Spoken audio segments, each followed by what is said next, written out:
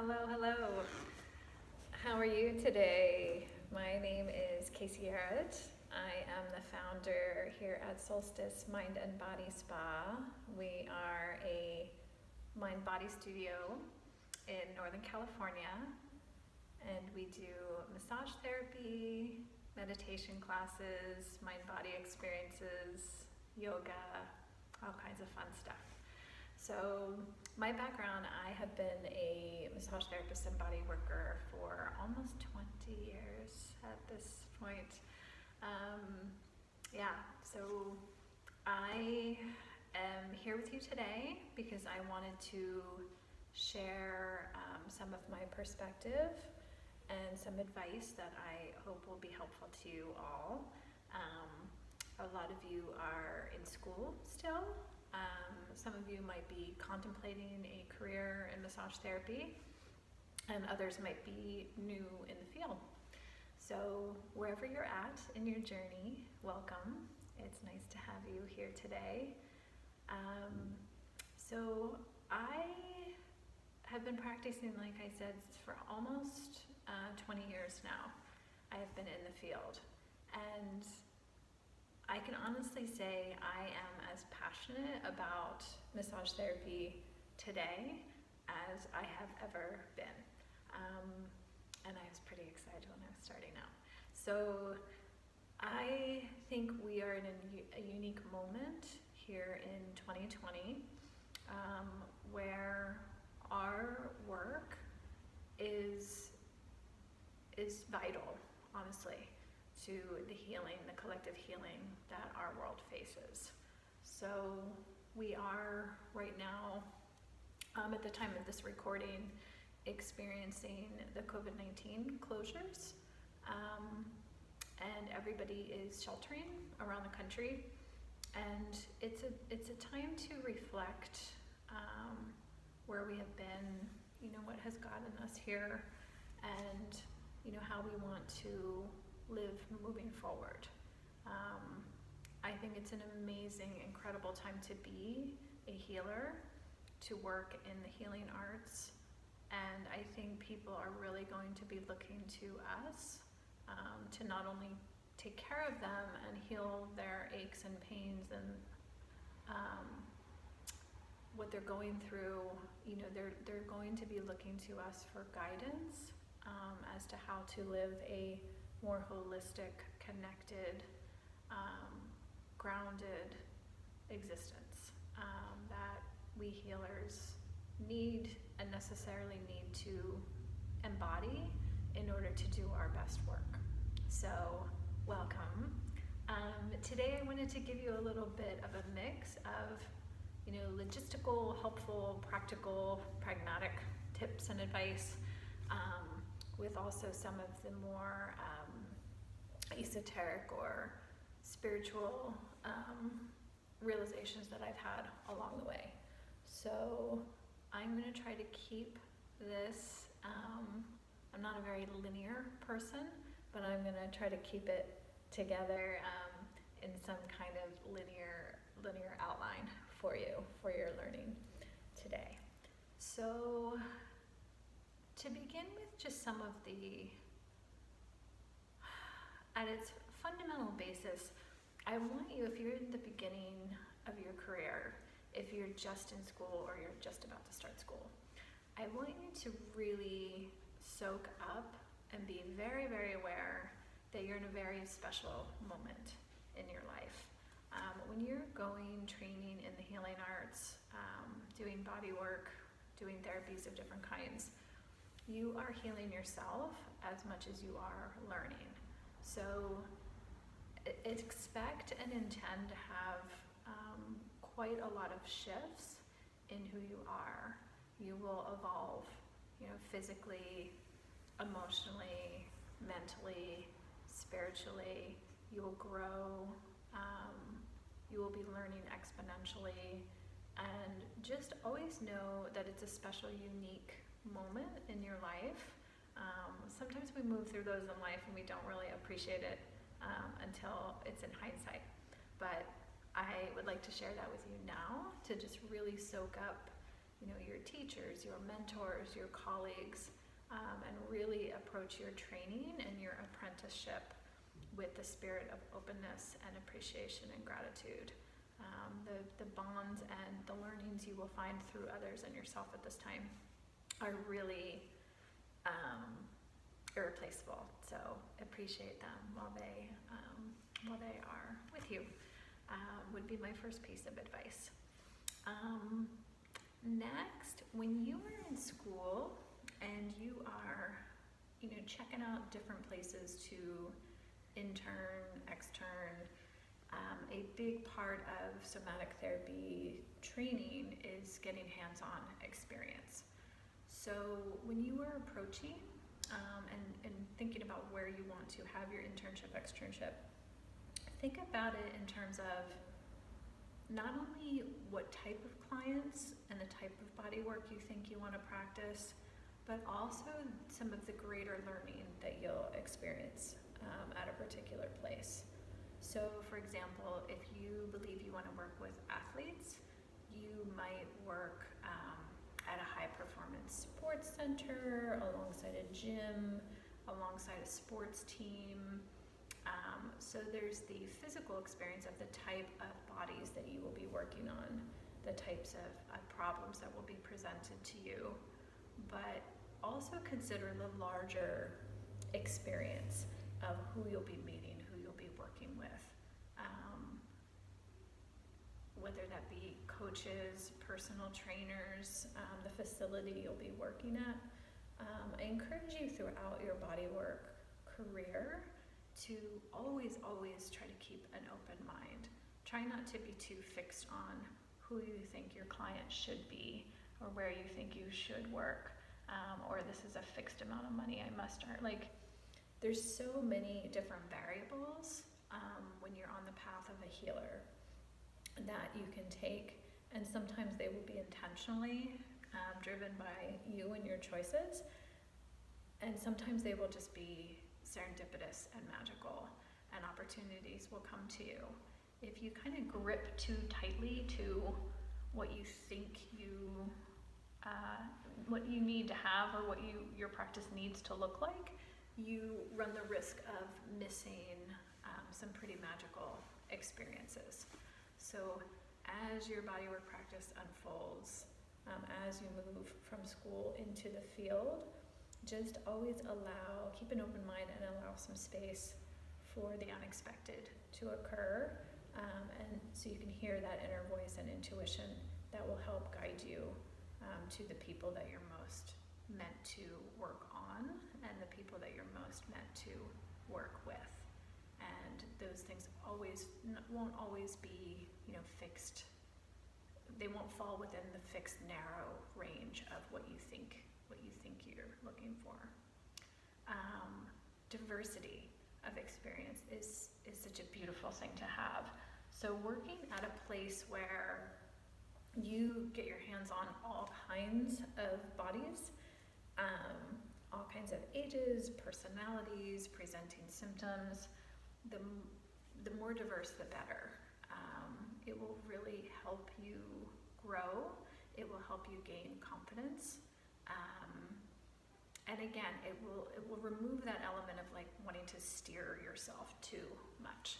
When you're in a situation where you can kind of get a little bit of everything, and just let the universe give you what you need to learn. So an environment where you're interning that is a diverse array of people, I highly recommend that if possible. Mentors are everywhere. Our teachers are everywhere. So again, you'll have your mentors and your teachers at school, and again, appreciate them. They're very, very special relationships. The people that teach at massage school, the people who mentor and work in admin and massage school are just such beautiful, caring people. So you will likely, find mentors and teachers in them, but also you will find teachers and mentors throughout your life along the way. A lot of times your earliest clients will be your best teachers. We have something to learn from everyone. That's one of the things that makes bodywork so beautiful, is it's always forever and ever and ever changing.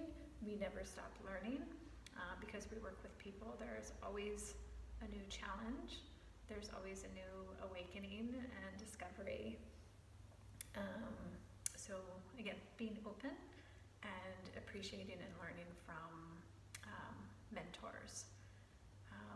Apprenticeship is so valuable. Massage therapy to me is, there's a very physical side to body work of therapeutic touch and knowing your anatomy and healing on a physical plane. And then there is another creative, artistic, emotional component to body work and energy. So as you move through your practice, you will also develop both sides of yourself. So that will grow and change over time. So apprenticing yourself, much like an artist would to his or her craft, is a beautiful way to approach your training and body work, because it genuinely never really does end. You get out of school and you have X hours and you have your certification, and then you can go back and get more certifications, always more letters. But the concept of an apprenticeship is something that we can carry with us throughout our whole lives and our whole practice. There's always something, someone, a craft, a discipline we can apprentice ourselves to and learn and grow in all kinds of ways. Volunteering. So I encourage you to be really proactive in terms of just throwing yourself into life and to throwing yourself into your career, your experiences, even if it's not a job per se or an externship. If there's a place you really, really want to work and you really want to be with a particular community and check it out and feel it out if it speaks to you or draws to you, don't hesitate to just go and join, participate in that community, become a participant, become a student, just offer your help. A lot of places will be open to volunteering, work trade, just whatever you can contribute, stepping forward and making yourself available to serve will open up many, many doors for you. Also,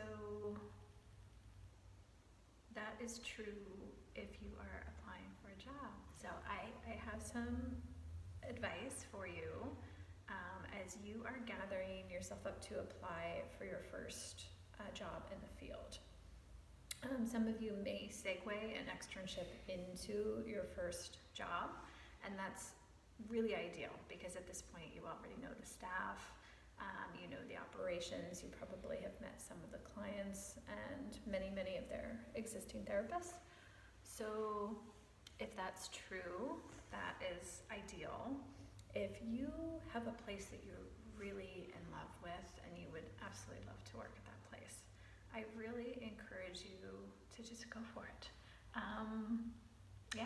If you're, even despite you're new, a lot of spas, resorts, massage therapy centers are like us in that, your years of experience are just one piece of what we are seeking and what's important to us. And I'll get to what those things are in a moment. But I don't want you to necessarily think, oh, this is my dream place I want to work, but I'm not there yet. I'm not good enough, or I don't have this number of years of experience. Even if a place says you must have X number of experience, I still encourage you to apply, and certainly don't be dishonest. Be truthful that you're new in the field, but definitely let them know you are enthusiastic, very willing to learn, dedicated to your growth, wanting to participate, wanting to contribute, wanting to serve, because all of those things are so meaningful to other people, especially when you're working within a team. So again, don't be nervous about being new. There's so much more to you than that.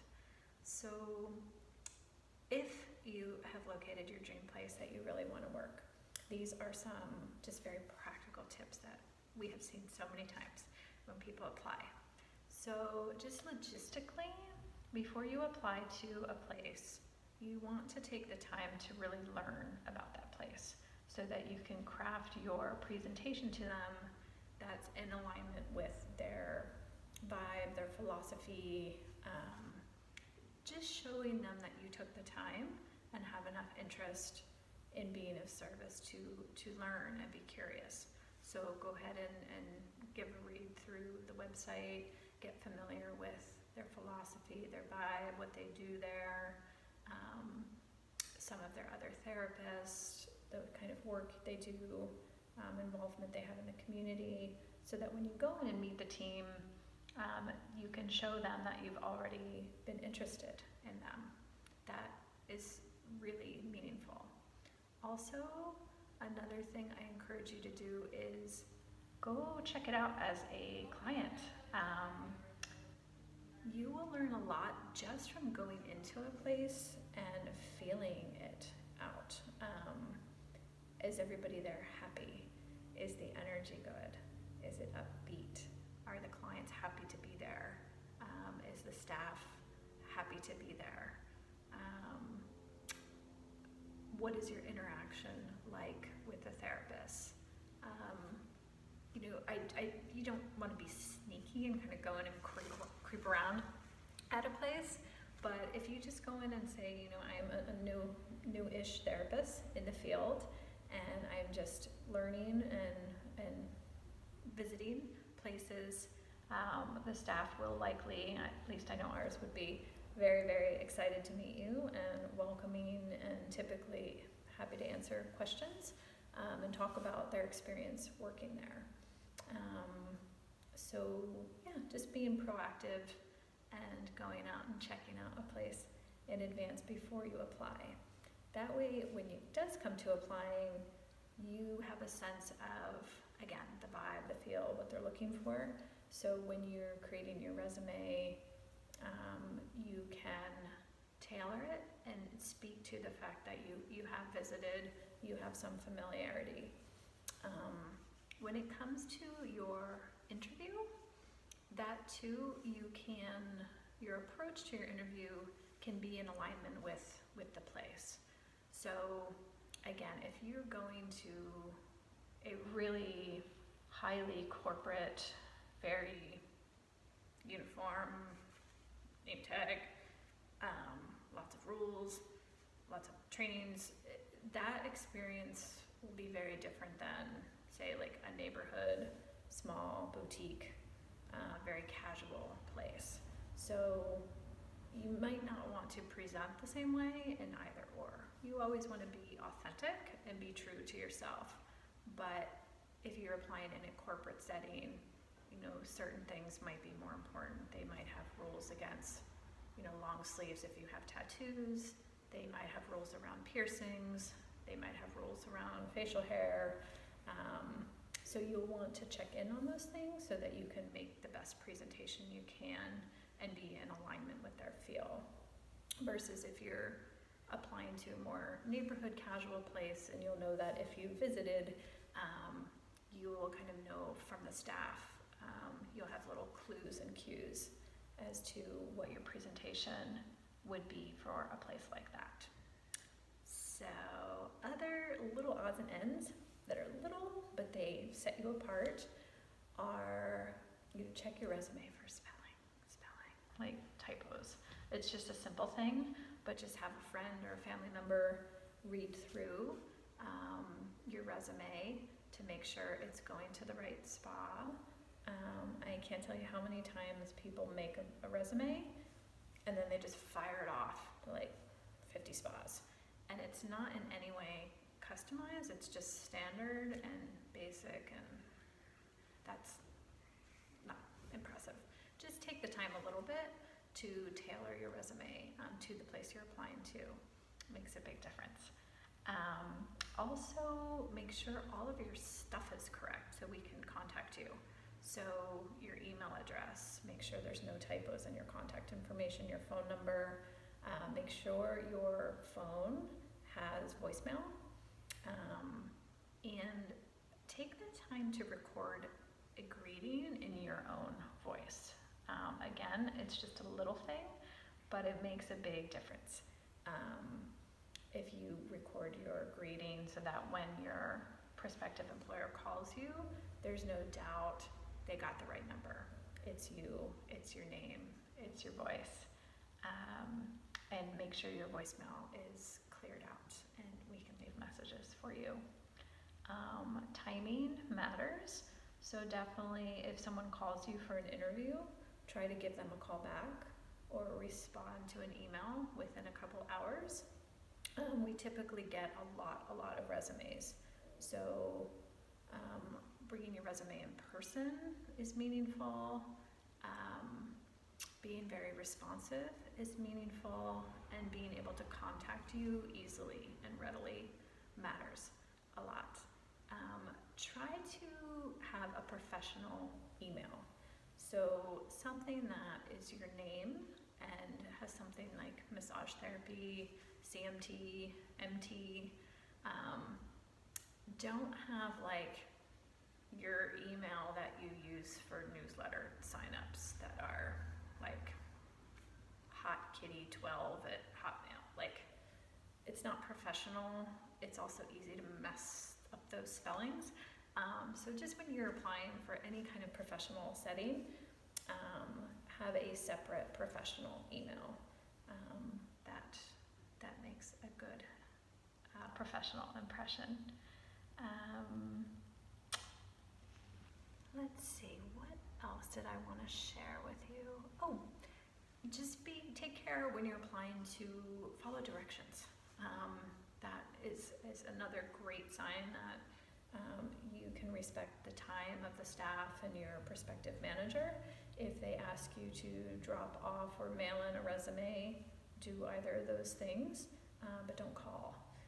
So if there's specific directions, like please do such and such, those requests are there for a reason. So it's to help keep the sanity of your manager. It's to help separate, all the applicants applying. So if you can listen and try to adhere to their requests for how they like to receive resumes, that is also wonderful.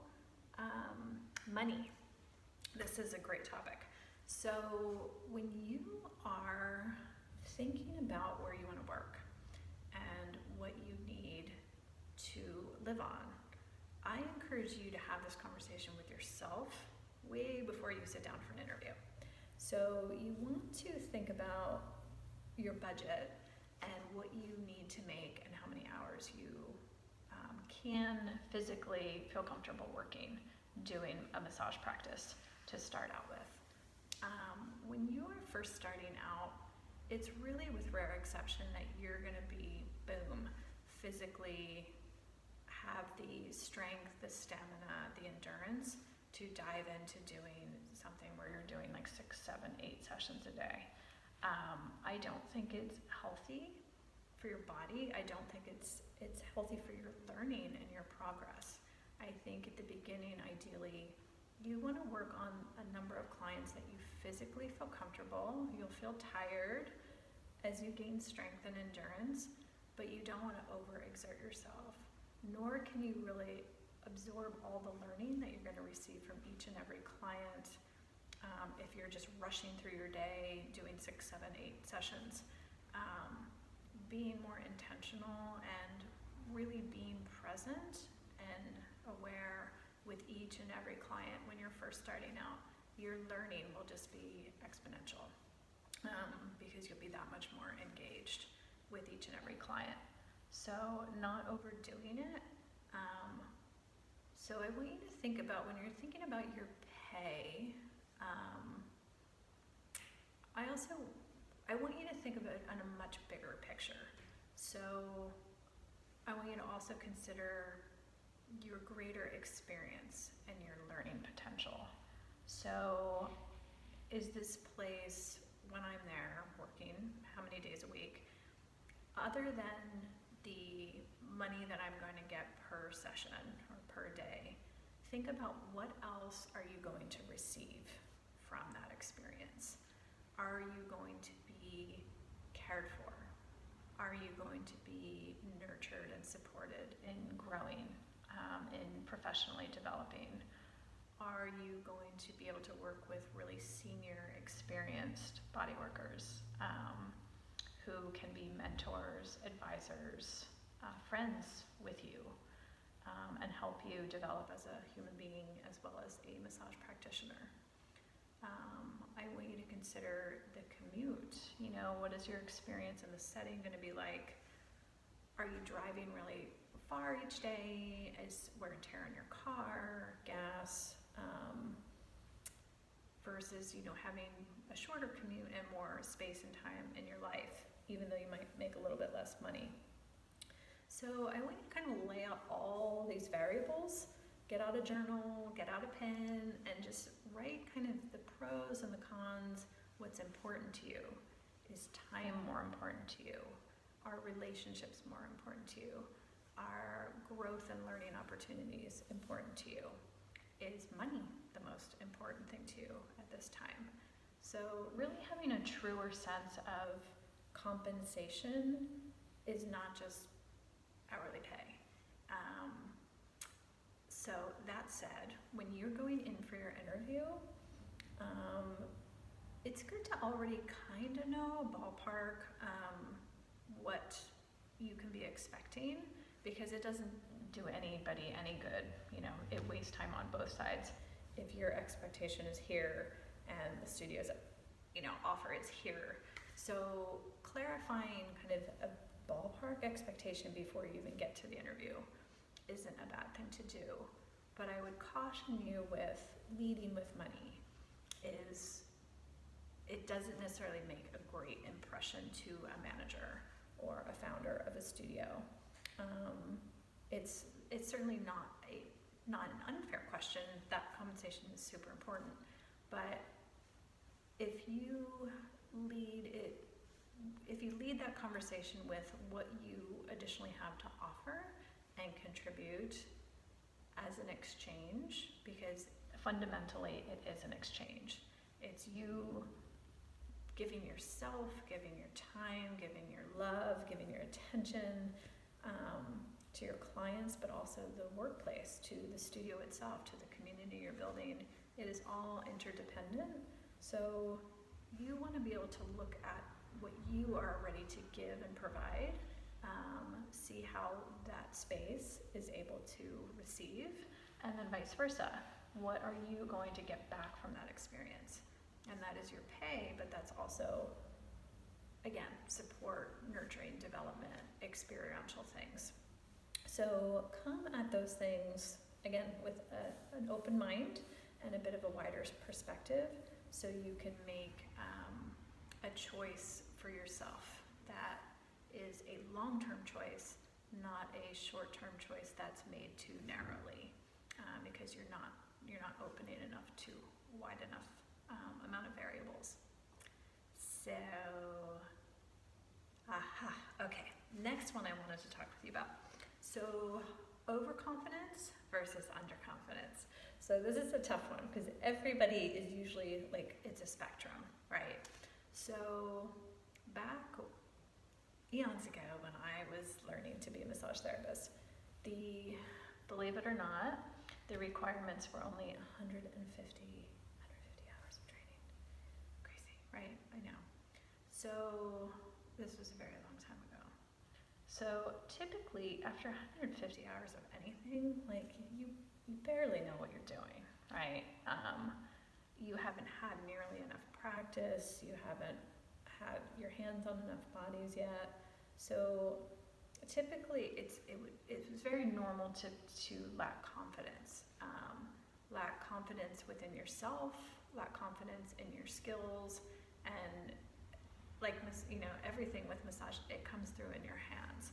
So typically just starting out, you could feel a lot of jitters and nervousness in a new practitioner's hand, and really working with them to help them gain confidence in themselves and their sense of touch was very, very important, and probably typically one of the most important things coming straight out of school is really building and developing your confidence.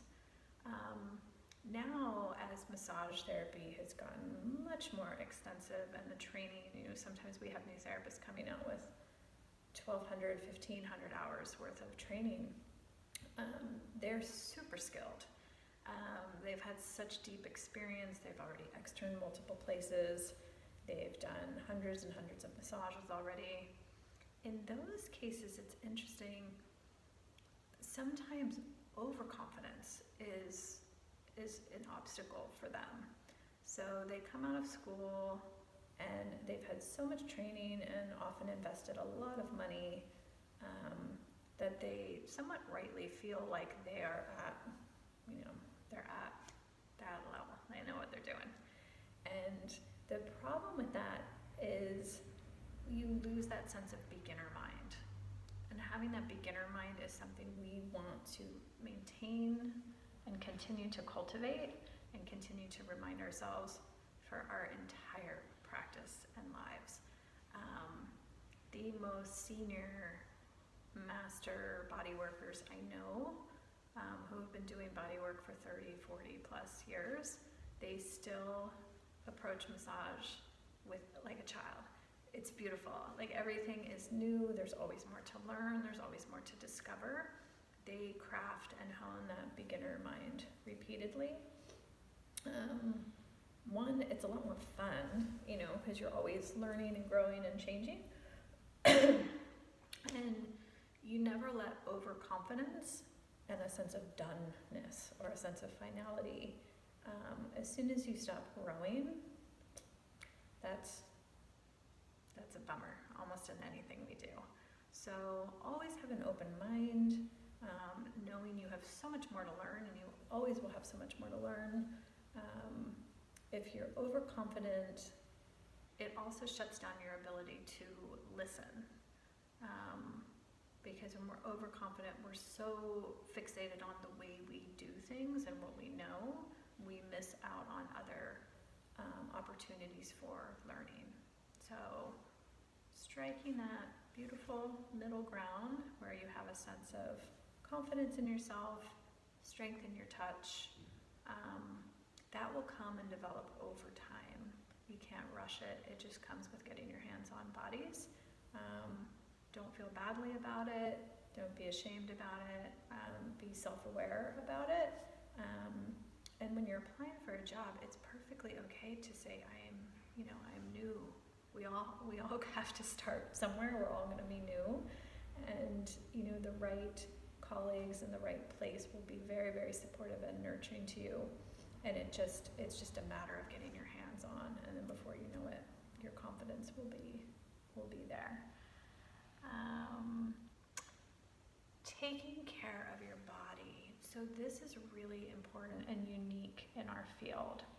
So massage therapy is very, very different than almost any other craft in that we can't really hide anything. Energetically, who we are and what we're feeling comes through in our hands, through our art, through our craft. So really honoring that and having a reverence for your body is really important if you intend to stay in this field for the long term. And also, it's so important increasingly where we are right now in this moment in time is to embody those things that will be healing for our world, individually and collectively. So our clients come to us to be cared for, but we can also go a long way if we are happy and balanced and whole and grounded. They will be curious about that. They will be inspired by that. So when you take care of yourself by getting enough sleep, hydrating yourself, eating a plant-based diet, having practices for yourself, exercise, being in nature, yoga, meditation, spiritual practices, anything that connects you to source that is fulfilling and nurturing and sustaining. Your colleagues, your clients, and the community you're building in your workspace will all be inspired and influenced by those things. You will do your best work if you take care of yourself. It's amazing. If you practice intentionally to heal yourself, your bodywork practice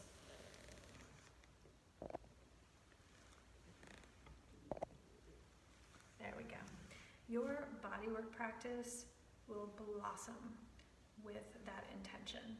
So the healthier you are, the clearer you are, the more grounded you are with your diet, keeping toxins, not drinking alcohol, not using pharmaceutical drugs beyond what's necessary for your health. The clearer you are, the more physically strong you'll be, the stronger your intuition will be.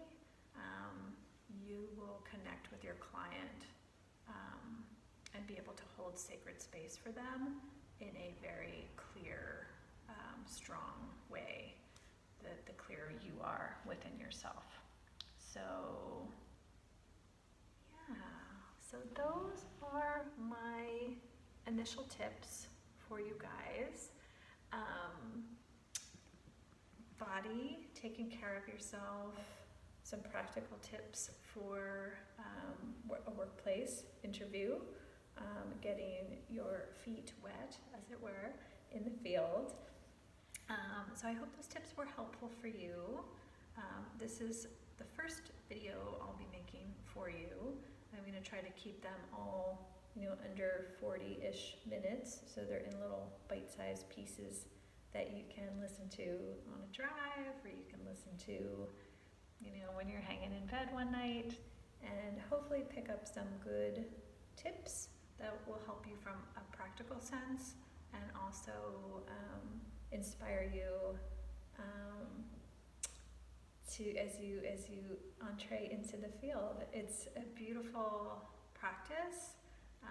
It's a beautiful companion to lifelong learning and growth, and I'm really, really happy to have so many bright lights entering the field at this time. Again, there's no moment more important in our history for healers, light workers,